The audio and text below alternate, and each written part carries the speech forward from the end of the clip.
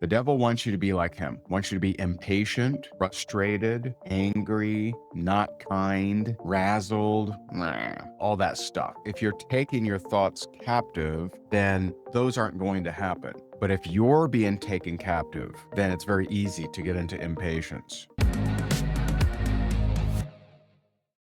So the title today is Change Your Thinking, Change Your Life, or Stay Stuck. Change your thinking, change your life, or stay stuck. So if one is feeling stuck, then what should we do? Change our thinking. That's what we need to do. Okay. You're always going to hear me mixing in scripture with this, any kind of training that I do, right? It's just how it is. 2 Corinthians 10:5. You've heard me talk about this a lot, I would imagine. 2 Corinthians 10:5 talks about take captive every thought and make it obedient to Christ. Take captive every thought, make it obedient to Christ. Why? Why? There's a reason why the Father wants us to take every thought captive to obedience, because if the thought is not captive, then we become captives. If you're not taking the thought captive, then we become captives to the circumstance, to the trial, to the challenge, to the obstacle, to the punch in the face, to the company shutting down, to the betrayal, to the person bashing you. Okay. If we don't take the thought captive, we become captive and we're just caught up in the circumstance, the challenge, and we're helpless. The enemy wants you to be like him. For those new to the program here,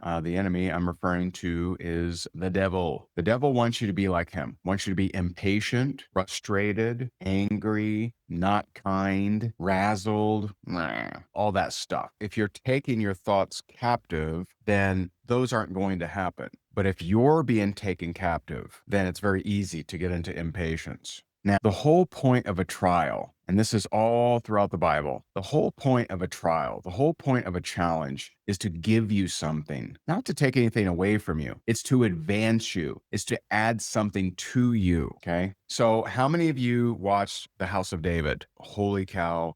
I loved it. And I know this may seem, I mean, it's almost like blasphemy or something. Like, I loved House of David more than most of The Chosen. And I like The Chosen. Don't stone me. Don't throw rocks at me, right? Like, I really like The Chosen. I have not seen the new season.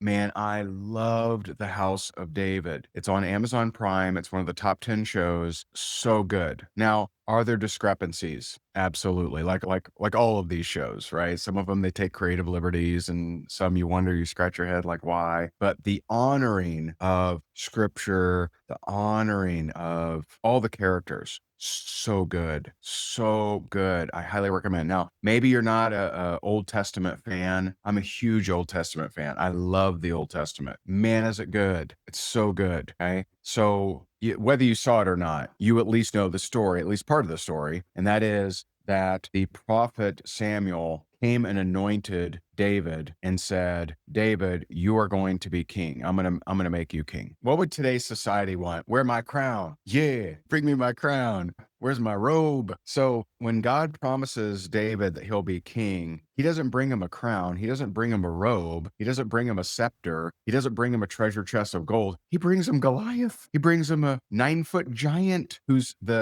his armor. Okay. His armor weighed 120 pounds. If you do the biblical calculations, right? The tip of his spear was 15 pounds. So imagine, ladies, right? Y'all lift like 15-pound dumbbells, right? Imagine that on the end of a metal rod. That was his spear. 15 pounds was just the spear, the arrow, right? The point on the end of the spear for Goliath. So when God promises David he's going to be king, he brings him Goliath. He brings him a trial. He brings him opportunity. The whole point of a trial and the whole point of your trial that you're going through is to actually give you something, not to take something away from you. It's to advance you. It's to add something to you. It's to grow you in the fruit of the Spirit. It's to grow you in wisdom, or perhaps a story that more and more people will want to have you on their podcast. So when I was, many years ago, when I was building a network marketing business and I became the number one income earner, I had a guy in my team that I had confided in, because Prior to becoming the number one income earner of that company, I had lost everything in real estate and I was in personal foreclosure. So my first like 200 videos, I'm in a house in foreclosure. Now I didn't say that. Hey guys, Ray Higdon still here in foreclosure. Join my team. That wouldn't be very effective. But here I was, looking out the window. When's the sheriff going to come? When am I going to get kicked out? I'm in a house in foreclosure. I confided that with a leader. And when the leader was about to jump ship and go to a different company, he goes, I'm going to tell everyone you're in foreclosure. And I said, I've never reacted very well to that sort of thing. Like, I don't like people holding things over me. The next day, I came out with a confession that, hey guys,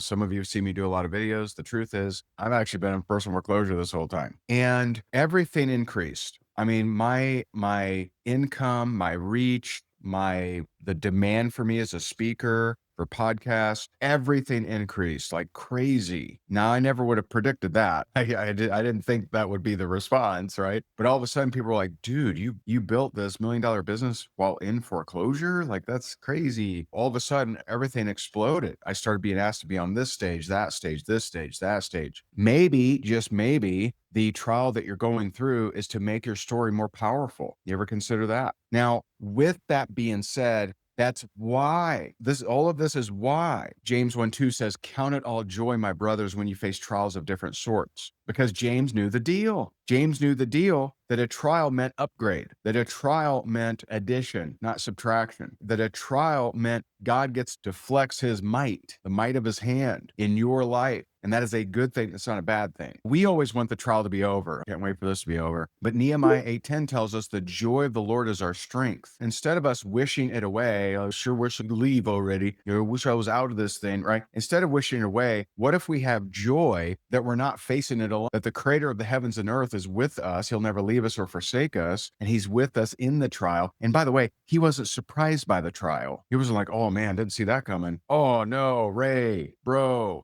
Oh man, bummer, dude. That one got by me. I'll catch you on the next time. No, nothing surprises him. If the joy of the Lord is my strength, then don't I need to have joy during when I need strength? Who needed to hear this? And here's a line from the program I'm going through. It says, because God allows in his wisdom what he could easily prevent by his power. Whoa, he could prevent anything by his power. So why do he allow it? Wisdom.